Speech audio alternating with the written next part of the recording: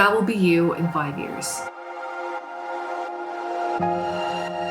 I came across this book 10 years ago. It is a best-selling Japanese book written by a former flight attendant. She documented the habits of first-class passengers for the past 16 years. Because this book is not available in English, you will be the first one to know. I do want to emphasize that one's goal in life should not be to fly first class. There is so much more to life than that. I will share with you the insights from the book along with my experience flying for work. First-class passengers don't borrow pens. Also, last summer, I was at a mixer at my social club and I sat next to a man. He introduced himself as Andrew. Andrew said, "I am the second oldest member in this club." Wow, great, tell me your story. He had multiple careers, including being a professor and also a playwright. How did you become a playwright? And he said, "Yujin, all I did was take notes. I took notes of the funny things that were said in class, compiled it together, wrote it into a play. People loved it. So all I did was take notes." The next time I saw him a month later was on TV in Tony Awards, giving out awards.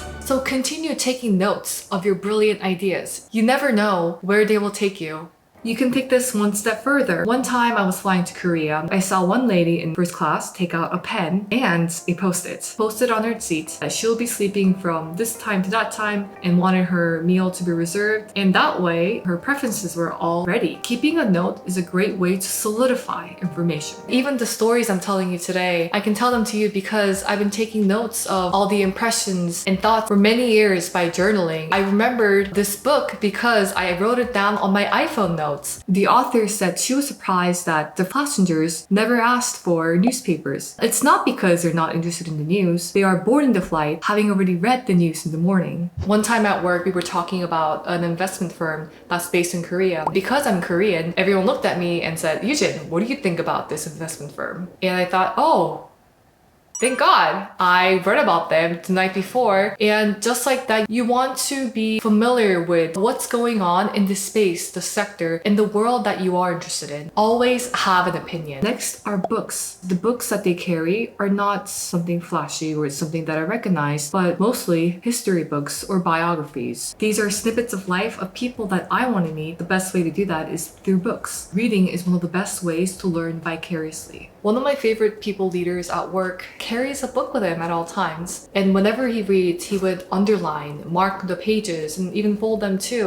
And he is trying his best to absorb and soak in those information. One other thing that the author mentioned, I think was very interesting. The first class passengers planned out what they were gonna do, not for the day, but during the flight, and have like a little to-do list in flight. I started doing that too, and I thought it was quite powerful. And what they are doing is they are taking full control of their time. How is your posture? Slouching in front of your computer? Your posture first indicates the level of confidence that you have. One of the first things I learned from yoga instructor and Pilates teacher training was the importance of engaging your core, breath, and posture. They all combine together and give a very strong impression of who you are as a person.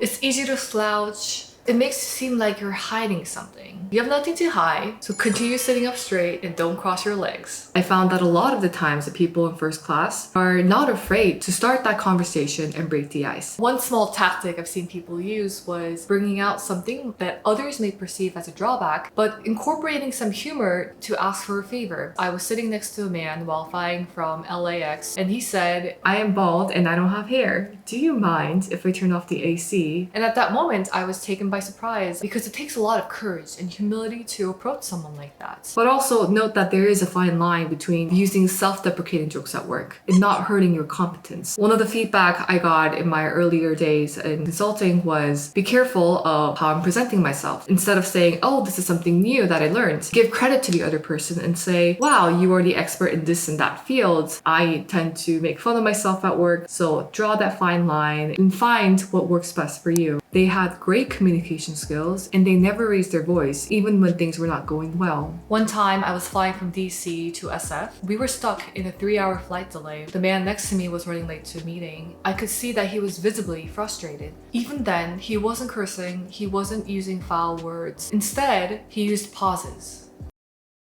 to get his message across. And this was a very classy way of approaching a problem at hand. Raising your voice, using swear words or cursing never actually solved the problem. Use names to thank people. They would quickly glance at the flight attendant's name tag and use that as an opportunity to build a rapport. Once I was flying cross-country flight from DC to SFO. I got off the DC airport and it was past 2 a.m. I was very tired. While leaving the airport, I realized I left my sister's stuffed animal she let me borrow for the week. I was in trouble, so I went back to the front desk and thankfully recognized Robert, who was a flight attendant on my flight. Because I called him using his name during the whole flight, he also remembered me. He was able to help me get back my sister's stuffed animal. Thank gosh. Names are very simple, but a powerful tool to quickly establish a connection. And that's one of the reasons why I always try to incorporate your name when I respond back to your comments. What I think is as equally important as saying thank you is the timing. Thank yous are meaningless if you say them a week later,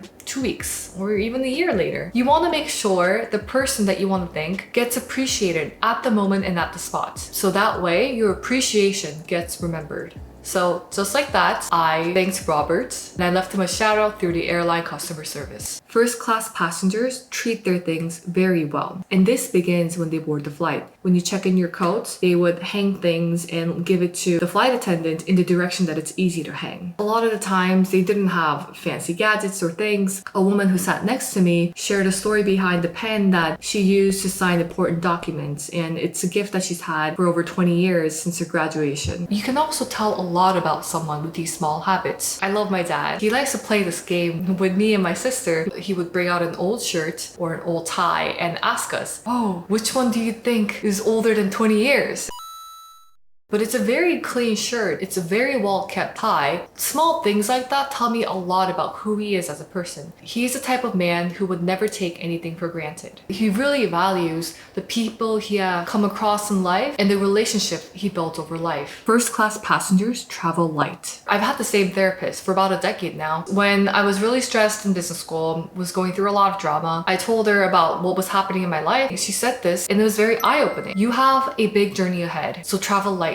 You travel light, unload the things that no longer serve you. Get rid of the burdens and the distractions. You travel light because you focus on what's important and only carry those things that matter to you. The world inside a flight may seem unfair. The line from the economy to business to first class is just drawn by a single curtain. But instead of complaining how unfair the world is, I started to ask, what would it take for me to go from here to there? Taking notes?